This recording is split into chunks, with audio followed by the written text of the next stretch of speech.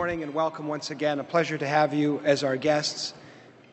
And I'd like to ask you to also join me in welcoming our television and webcast viewers at this time. My name is Danny Asaf, and I am the president of the Canadian Club of Toronto.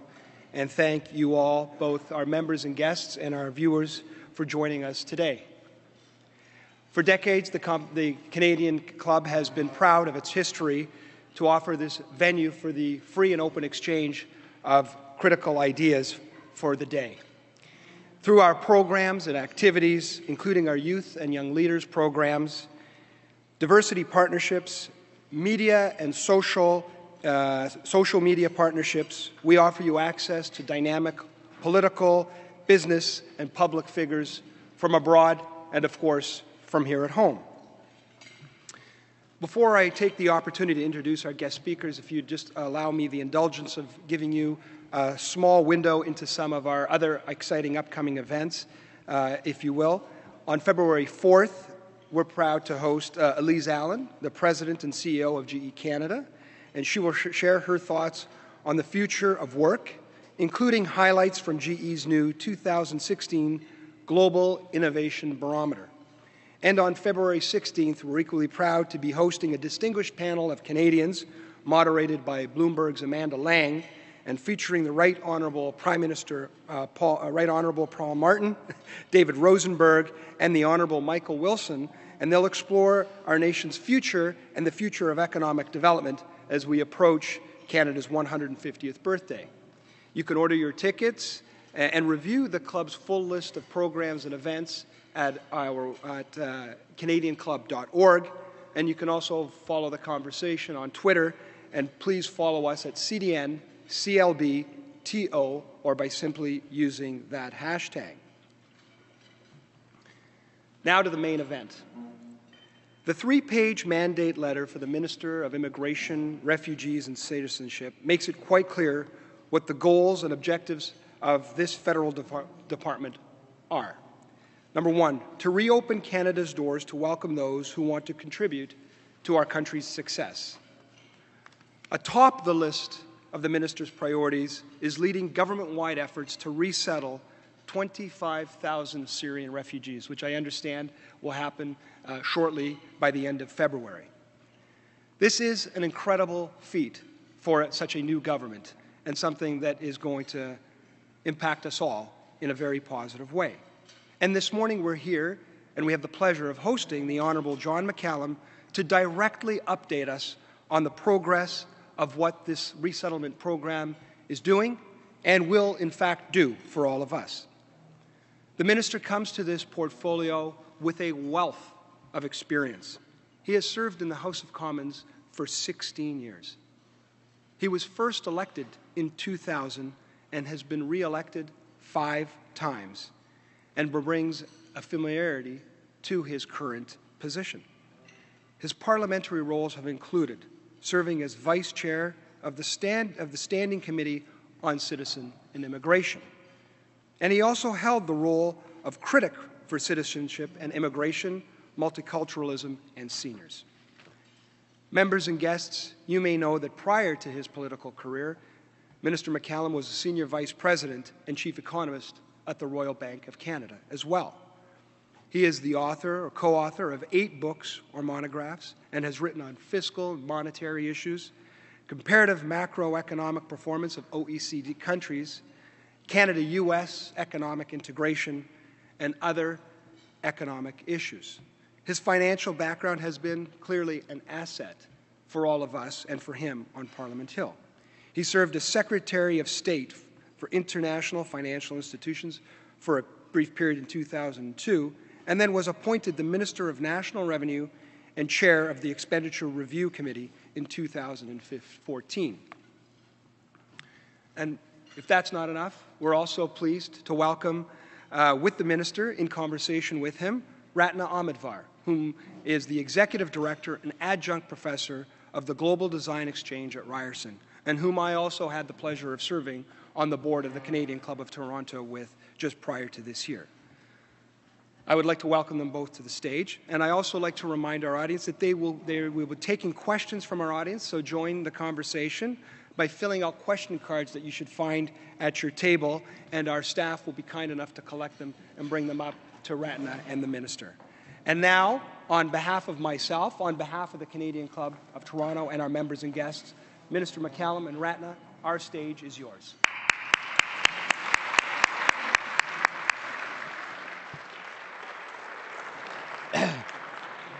So thank you to the Canadian Club for giving us this opportunity to have an open Q&A with the Minister.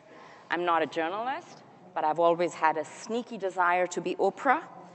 So just for today, Minister, think of me as Oprah and think of you as in that other chair. We'll keep it fluid and friendly and flexible as much as we can. So this event, as you can see, is sold out. People are very, very curious about getting updated on the Syrian refugee project.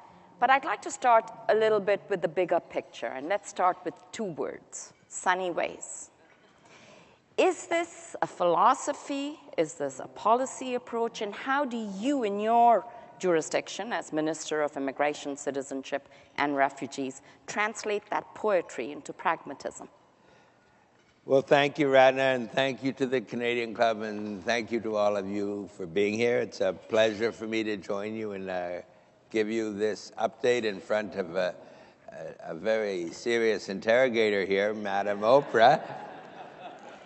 But in terms of philosophy, let me start with 3 points that really guide us. And the first of these are what you might call Trudeau-esque. They're in my mandate letter. And the third is a bit more personal. When we talk about real change, one of the definitions of real change is that people do things they've never done before.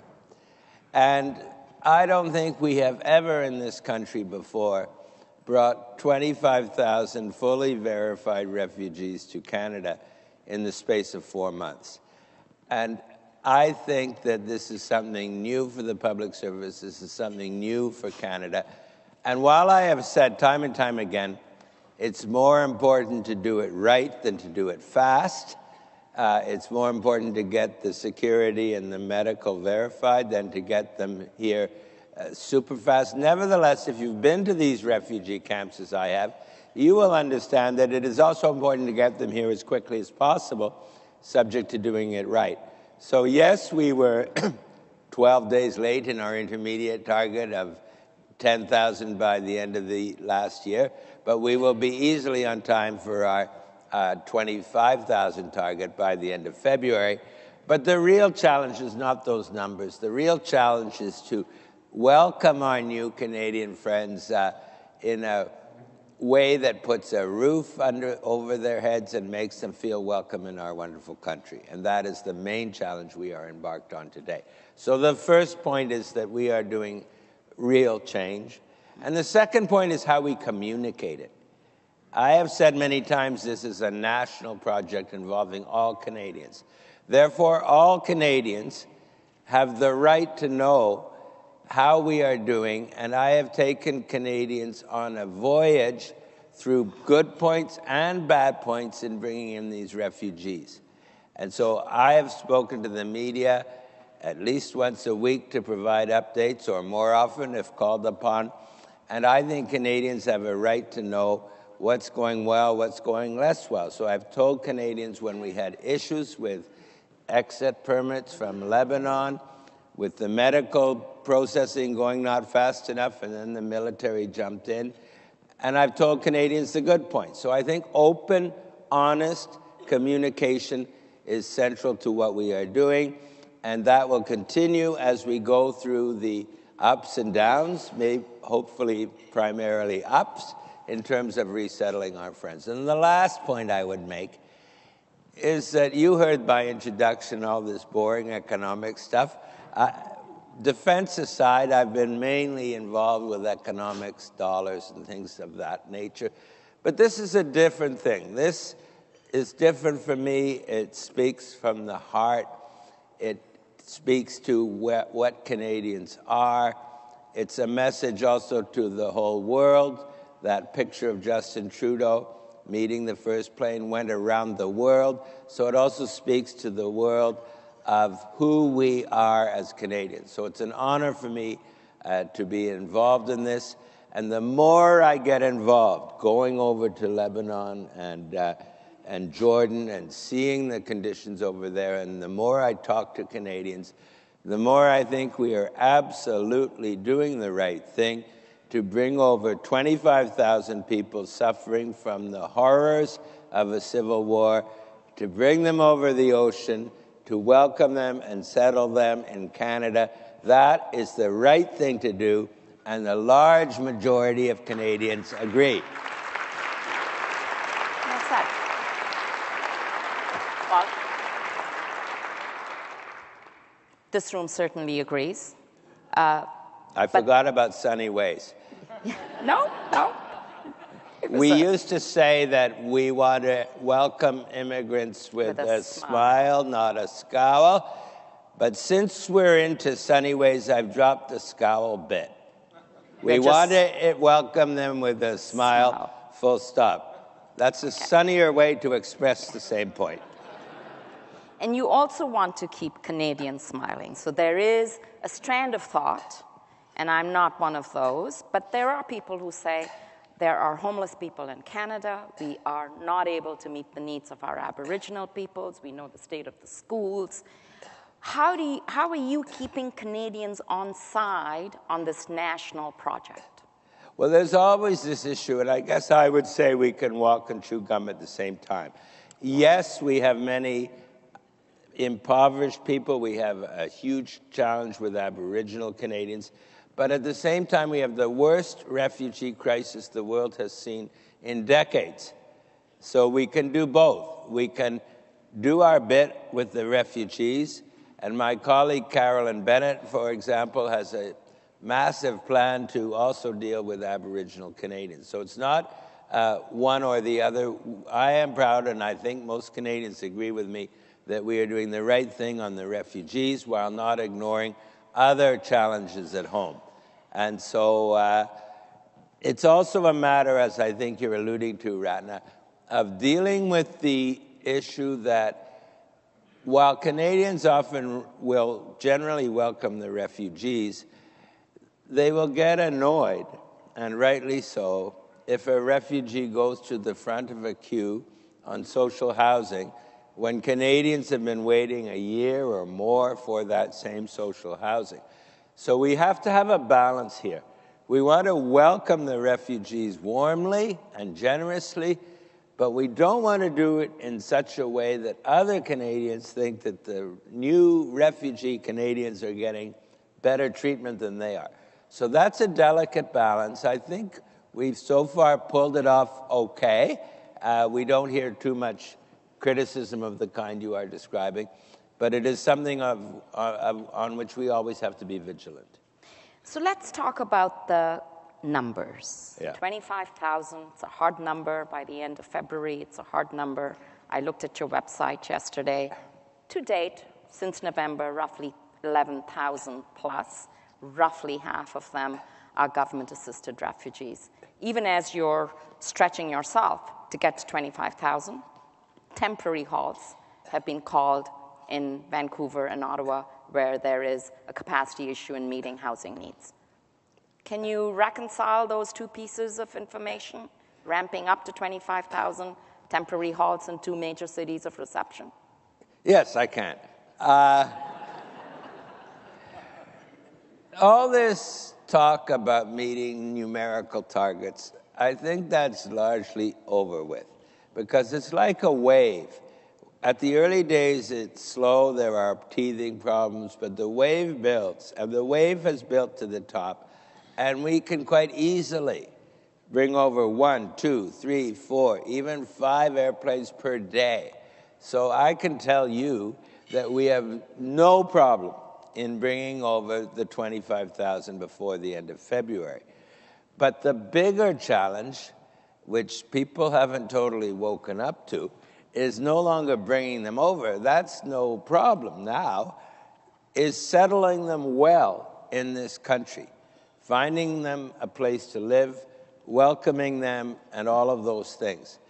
And yes, because there are large numbers of government-assisted refugees, which are much more difficult to deal with, because by definition, the privately sponsored ones have private sponsors or families or others to go to.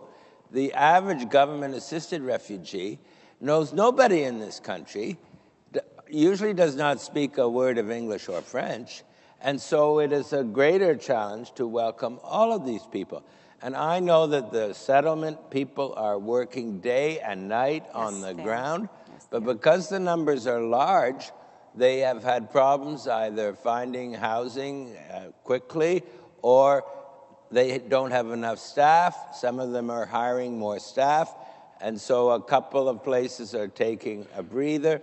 But it's not a problem because there are other parts of the country crying out for refugees.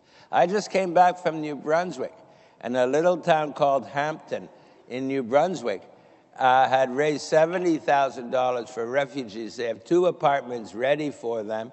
A Syrian family happens to live in the same building, so they're itching for refugees. Quebec is taking very many. Victoria wants many. So there are other places that the refugees can go to. And so I do think this is an issue that will be resolved, and the cities that are pressed will take a few days to hire the people to get things in order, and then they will move on as well. So, Minister, I'm a private sponsor. As chair of Lifeline Syria, I have skin in the game. Raising the money was the least part of our problems. Our family arrived on the 18th of December. We were given 2 days of notice, but we're 11 people with extensive social capital. We're looking after them. Lifeline Syria has 300 plus sponsoring groups. They have raised the money or are raising the money. They're gearing up. They're waiting for their family. Some of them have to be matched. It's a longer process. And then there are all these government-assisted refugees in the hotels. Sometimes crisis creates innovation. Can you think of a way, can you scope out a way where this artificial separation between privately sponsored and government-assisted refugees can be bridged by Canadian compassion, which, as far as I can see, is seemingly boundless?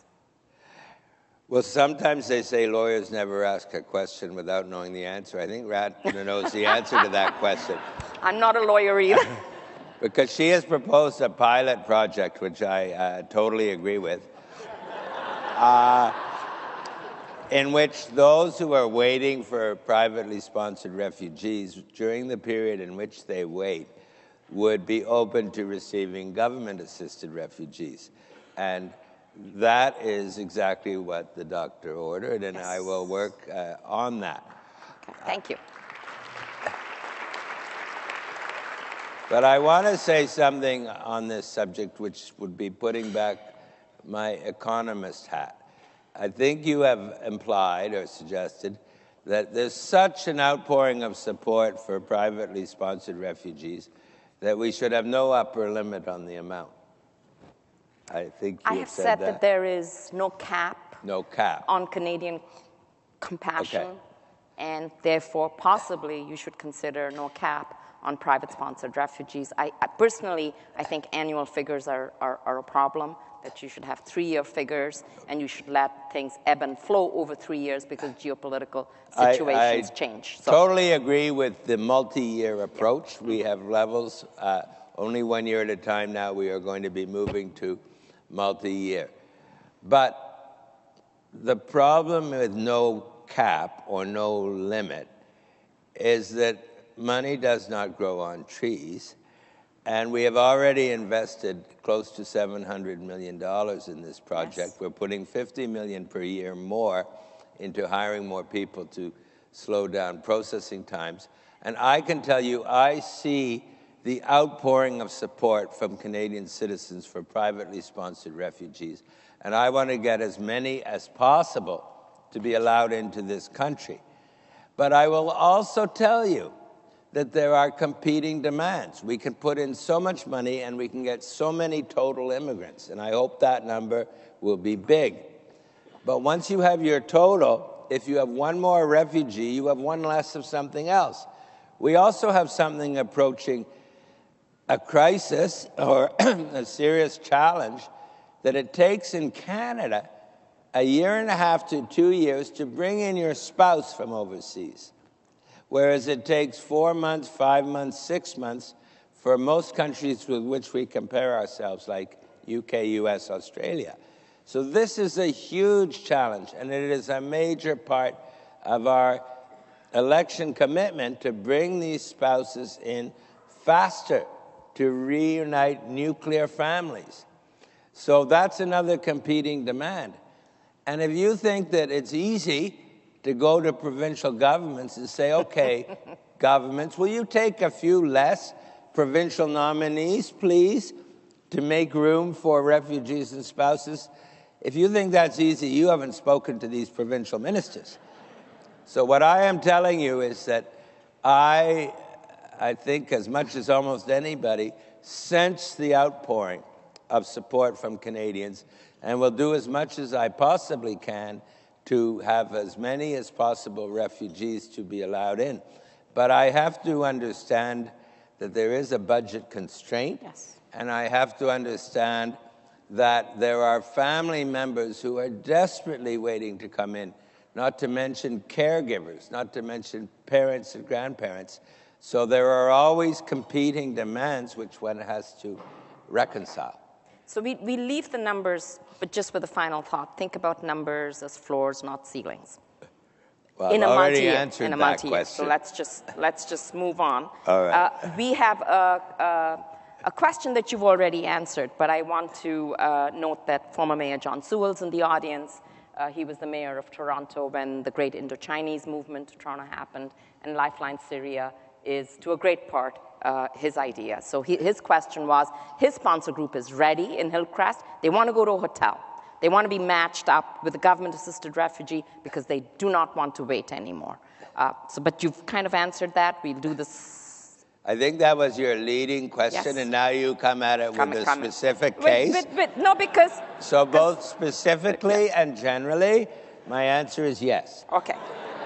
We've heard that. He said yes twice. That's wonderful. Let's move Now on. all I have to do is get this massive department of mine to Yes. do it. Yes. But I will work on that Yes. for sure. So let's move on to something different but also important. We've seen what's happened in Europe and what's happening in Europe, and Canadians like to think that what happened in Cologne will not happen in Canada. Do you think it will happen here? And if not, why not? And if yes, what will you do? Okay, now that is a great question, and we are obviously monitoring very closely what is happening in Germany and elsewhere. And I said at the start, it was more important to do it right than to do it fast, and in particular on health and security. And the heads of our 3 security agencies, the RCMP, CSIS, and Border Services, they are not lapdogs. They are professional people. They don't just do what we tell them to do. They have independently professed themselves confident in our security measures. So I think we are doing the right thing there. And my colleague Ralph Goodell is working very hard to develop measures against radicalization. This will be a big part of our program. But let me just say there's at least 2 very important differences between Canada and Germany. Well, there are many differences, but a big difference is that we have the Atlantic Ocean between us and Syria. And so Germany has had 1 million or more people just crossing their border, any people. We have, instead of 1 million, we have 25,000. And instead of anybody crossing our border, every single one of those 25,000 has been verified for security. And most of the people coming in are not single males, but they are families. So I think if you look at the totally different contexts, we don't take anything for granted, but we think it is unlikely that there would be a repeat of that German situation. And the last thing I would say is that I am very slow to boast about Canada leading the world or being the best in the world in this, that, or the other, because often we are not, even though Canadians say we are. But I think one area in which we do lead the world is in building a multicultural society, in successfully integrating newcomers into Canadian life. And so I think that gives us an advantage. And one example I like to give, Ratna, also involves Germany, that German ministers came to Canada a year or so ago, and they asked to have a meeting with the mayor of McCallumm. And McCallumm, according to Stats Canada, is Canada's most diverse city. And those German ministers wanted to see the mayor of McCallumm to ask him how it was that Canada was so successful in integrating newcomers. So here are ministers from a country of 80 million plus coming to speak to the mayor of Little McCallumm to ask for his advice. So I do think we have over time been good at integrating and settling and welcoming newcomers to our country. And so we cannot take anything for granted, but I think this will stand us in good stead going forward. There's a question from the floor which you will love. There are many real estate developers in Toronto. Could they be tapped to provide guidance and even housing for refugees? Absolutely. You're right, I love that. One of our biggest challenges, I think we are meeting it over time, but it is a challenge, is housing. As I said earlier, we cannot put refugees at the front of queues for social housing, but somehow or other, we have to find housing for them. And if we in the government wanted to provide more money for this, first of all, we've already given a lot of money. Second, it could raise problems because right now the refugees get approximately the same as someone giving social assistance. If we gave them a supplement for rent, we'd be giving them more than Canadian welfare recipients are getting. So that's a bit of a challenge. So it's better if business steps up to the plate, which is why I've been asking business. And we set a $50 million target. So far, we've raised over $20 million, but we only have just over $6 million in a fund specifically devoted to housing. So if real estate people can come up, some of them already have. We have real estate people in Calgary and Vancouver having already stepped up to provide subsidized rental accommodation to refugees. The more people can do that, the better it will be to quickly welcome successfully our newcomer friends. Can you just, this $20 million fund or $50 million fund where you've got $20 million from Corporate Canada, that's wonderful, congratulations. How is that going to be distributed to government-assisted refugees? That's a very good question. Well, you always ask good questions, Ratna. I would say I would thank Corporate Canada for all of that money. Leading the charge has been CN with a $5 million donation. Royal Bank, my former employer, is up at $2.5 million, and others as well. Also communities, the Muslim community, the Sikh community, have come up with huge support, and it goes all the way down to little children making welcoming signs. So from CN at $5 million to the little children, so many Canadians have come out to support, and I am very grateful to all of them, and that is why it is truly a national project. But having just launched into that rhetoric, I forgot your question. What's the distribution mechanism? Oh, yes. Okay, there's the Community Foundation of Canada, led by Ian Bird, which is running this fund for housing. And they have hired experts who are experts in rental subsidies to determine the most efficient, the fairest method of distributing these. And they are going to be announcing, if they haven't already, it's very soon, I think in Vancouver and or Calgary, how exactly that money will be distributed. So it is arm's length from the government.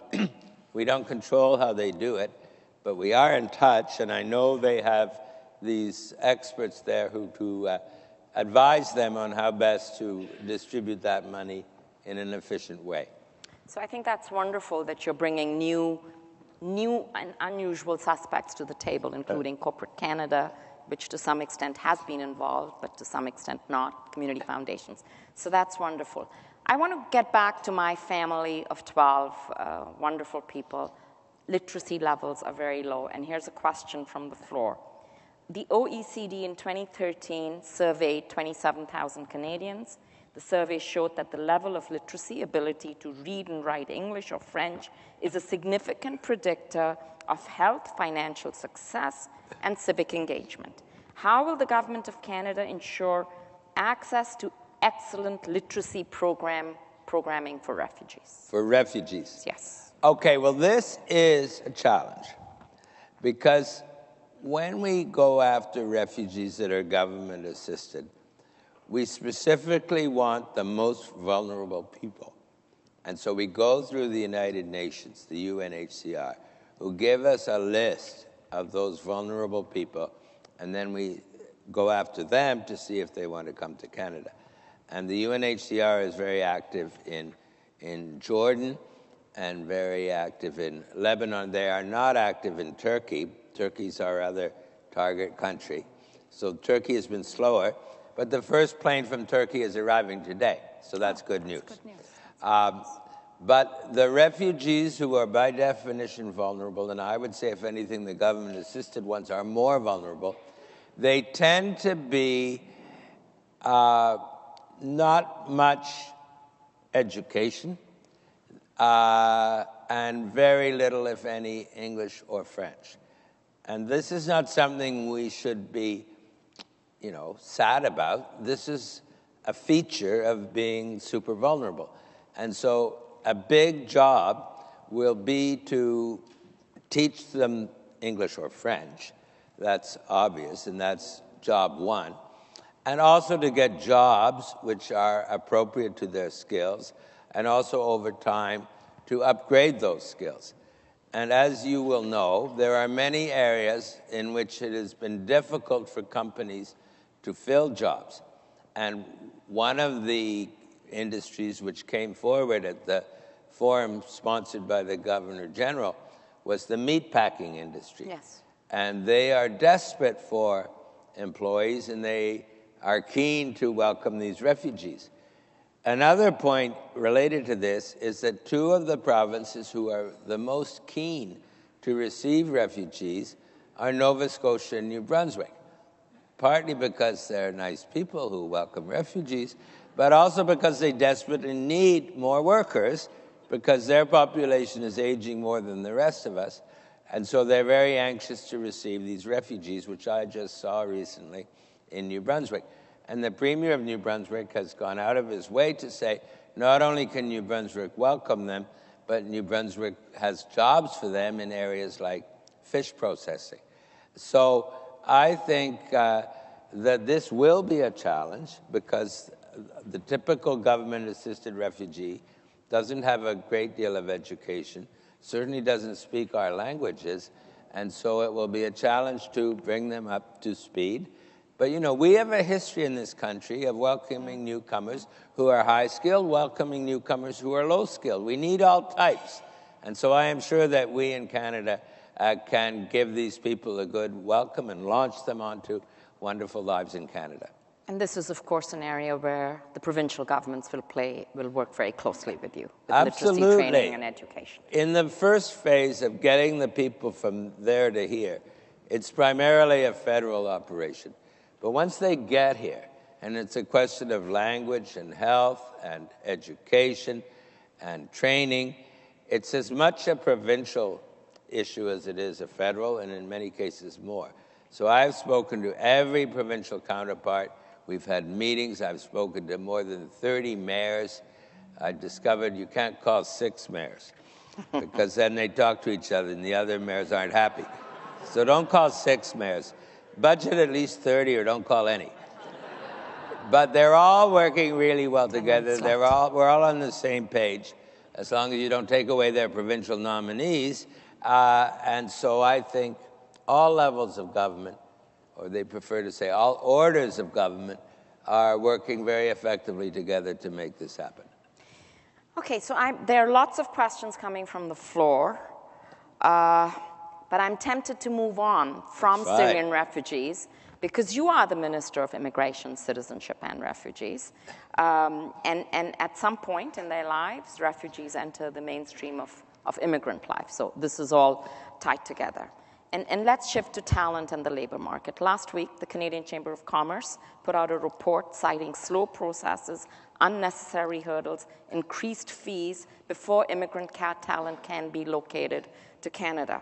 The new express entry system put in place by the previous government is, they say, unpredictable. It puts hurdles in the face of employers. We know it has a negative impact on international students, who it disadvantages, in my view, international students studying in Canada and completed their studies should be front of the line. And it also impacts caregivers, a file that is, I know, close to your heart. What's your fix on this problem? All right. Nice, simple question over here. Well, basically, you go to the heart of my mandate. Mm-hmm. And if you read my mandate letter, you will see that we have made various commitments in all of these areas. Refugees was job one because of the urgency, the speed with which we had to do it, but we have not forgotten the other things. And so certainly, as I've already indicated, speeding up family unification is a very important part of it, but we're also totally convinced that economic immigrants are absolutely essential to the future of our country, especially when we have an aging population, and that immigration will be totally required to fuel our growth of the future. I mean, we're not aging as much as New Brunswick and Nova Scotia, but what they're experiencing today is a little bit like what the rest of the country will experience tomorrow. So we will become ever more dependent on immigrants, and we have to compete with other countries like Australia, UK, and US to attract highly skilled immigrants. And one of the areas where which is the most fertile, is international students, because by definition, they're educated, by definition, they know a little bit about Canada, and by definition, they can speak either English or French, or one hopes they can if they haven't cheated on these language tests. I don't think they do now, but I remember when I was a professor at Simon Fraser back in 1978. No doubt things have improved since then. I'd have some students who couldn't speak a word of English, and somehow they'd pass the test. I hasten that. I'm sure that's not the case today. But my point is that the international students are very fertile ground for us to find productive newcomers. And so we want to nurture them, we want to welcome them. And one thing you don't do is give them a punch in the nose by saying that whereas before 50% of their time in the country counted towards citizenship, now it won't count anymore, which is what the previous government did, and that is one of the things that we are going to reverse, and we're also going to make conditions easier for the international students in terms of jobs. In terms of express entry, we in the Liberal Party didn't really comment positively or negatively on it because it was brand new. And what we said is we would monitor it, we would see how it goes, and we would work to improve it. And now we have this Chamber of Commerce report, which is timely from my point of view. People in my department might not like it. They say there are some mistakes in it, which may be the case. But from our point of view, as a new government, it's timely because we want to assess express entry and make improvements as required. And one of the issues which the Chamber of Commerce raised is that they don't think it should be required to have a labor market impact assessment for immigrants coming in under express entry. I don't think temporary foreign workers are different, but traditionally Canada for permanent residents has not required such a case to be made. So that is one thing we will be looking at. That's good. We have 5 minutes left, and I have two very important questions to ask you. So let's try and give the audience their early morning breakfasts worth of the whole picture. And my second last question is about citizenship. Citizenship has been the gold standard of Canada. In the past, more than 85% of immigrants were citizens within a certain time of year. In the last 3 years, there's been a slip, and there's lots of debate about how much that slip is, but there is a generally recognized reality, which is citizenship is much harder to get today and much easier to lose. Well, thank Comments? you. That could be called the lob ball question, for which I thank you. Because this is something which we take very seriously, and I think there's two aspects to it. First of all, we believe that a Canadian is a Canadian is a Canadian, and that nobody's citizenship should be revoked. Yes. Thank you. With one exception, citizenship in the past has been revoked if you give false information coming into the country. For example, if you were a Nazi war criminal and you come in and you say you were a priest, we could take away the citizenship. That's always been the case. But for no other reason will it be possible for a government to revoke an individual's citizenship, and that will become very clear very soon. The second aspect of it is that we totally disagree with the premise of the Conservative government C-24 legislation, that the more difficult it is to become a Canadian, the more valuable is that citizenship. In my view, that makes no sense. And I said earlier, we're in competition with other countries. And one of the ways in which we can compete is welcome individuals sooner rather than later and with fewer rather than more barriers to become a citizen of this country. Yes, they should know something, but all of the additional barriers and additional tests and limitations and requirements that the Conservatives put into that legislation, most of those we're going to scrap because we believe that we want to welcome citizens quickly as possible, subject to certain conditions, yes. So a lot of that bill will be totally eliminated, repealed, as you will see soon, to satisfy those two principles. One, don't revoke citizenship. Citizenship is a sacred thing which it should not be within the power of government to revoke. If a person is a terrorist, send that person to jail.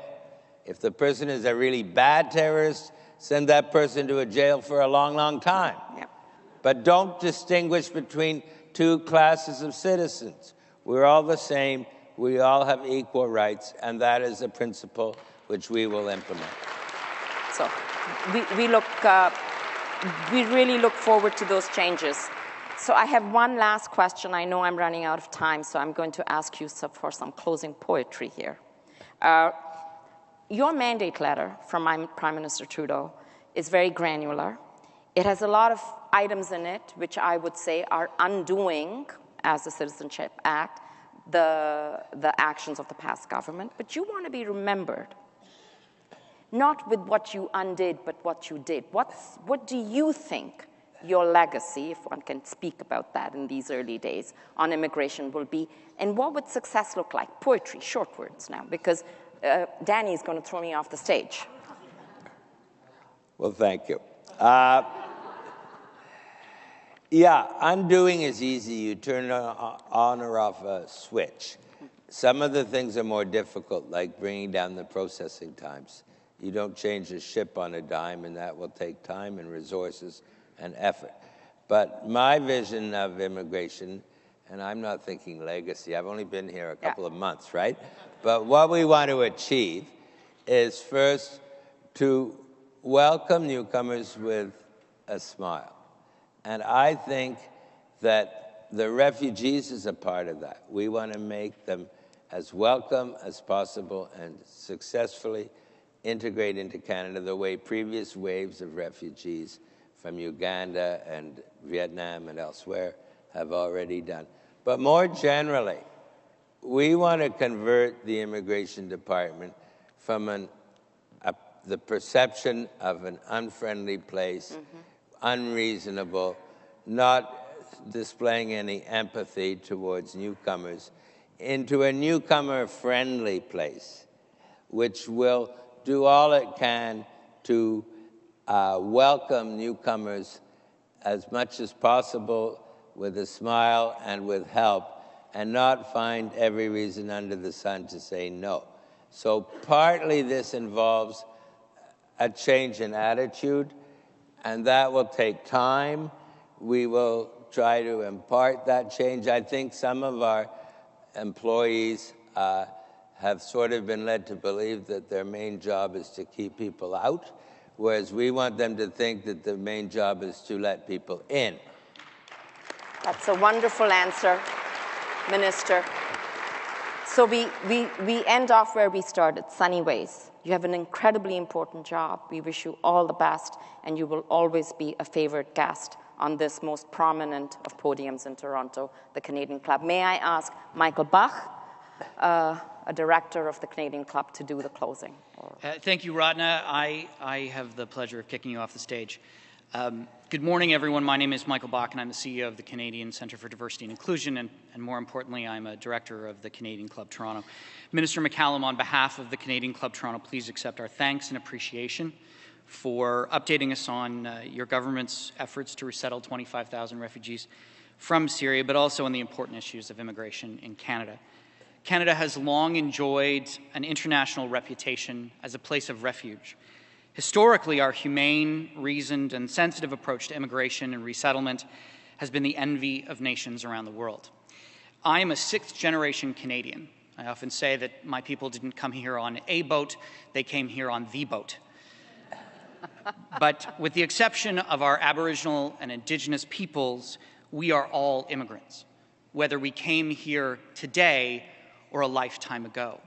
And as Canadians, we have a right and responsibility to ensure that the 25,000 Syrians who are arriving into the balmy winter that we're having are able to transition from refugee to newcomer as quickly as possible by helping them to find not only housing and education, but also to find jobs in their chosen profession. Minister, under your leadership and the leadership of this government, you're showing the world what can be done through a measured and thoughtful approach that is having an impact. So on behalf of everyone who's joined us here today, but also on behalf of all Canadians, I want to thank you for making us proud on the world stage.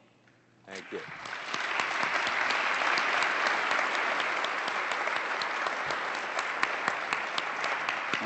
Ratna, what does one say? I have always thought of you as Oprah. Mainly because I see you as a beautiful African-American woman, but also because you are a powerhouse. You're a powerhouse in this city, you're a powerhouse in this country, and around the world on this important issue. Thank you for sharing your passion, for asking the minister some tough questions. I'm glad I wasn't up there. Very well. And for holding this government accountable for this important topic. So thank you to you as well. Great. And thank you, Michael, and I'd like to echo his sentiments. And as president of the Canadian Club, one of the privileges I have is to sometimes reflect on what we've accomplished in our mandate in a particular event. And here is a true reflection of that with the minister's comments and Ratna's conversation are two things that I can see clearly. Number one, internally, ourselves. This cross-section of Canadians that is here today from all walks of life and all backgrounds that are interested and want to participate and make this country stronger and will clearly be an important force in making sure that these new wave of refugees get integrated and are the most productive generation of refugees that we have successfully integrated to date. And then secondly, externally, and Minister, you referred to this, which is what distinguishes us abroad. And it is clear that this is where I think your economics, your experience, your arguments, and your leadership on this immigration and social issue come together. And it reminds me of a very quick anecdote of something that we all can remember of how this can truly make our economy stronger. And this was, I believe, in the 2000s. Microsoft opened a research facility in Richmond, BC. And the president of Microsoft at that time, I think it was Steve Ballmer, was asked, why Canada? And, you know, people were expecting taxes or they were expecting some reason that we all would think is kind of a bottom line answer. And his response, if I recall correctly, was, why Canada? It's because we consciously looked around the world and we thought, Where on the planet Earth today could we bring, I believe, 40 different nationalities from different backgrounds and different languages and have them in one country where they could all feel welcome, they could all feel productive, and truly make a difference to our company?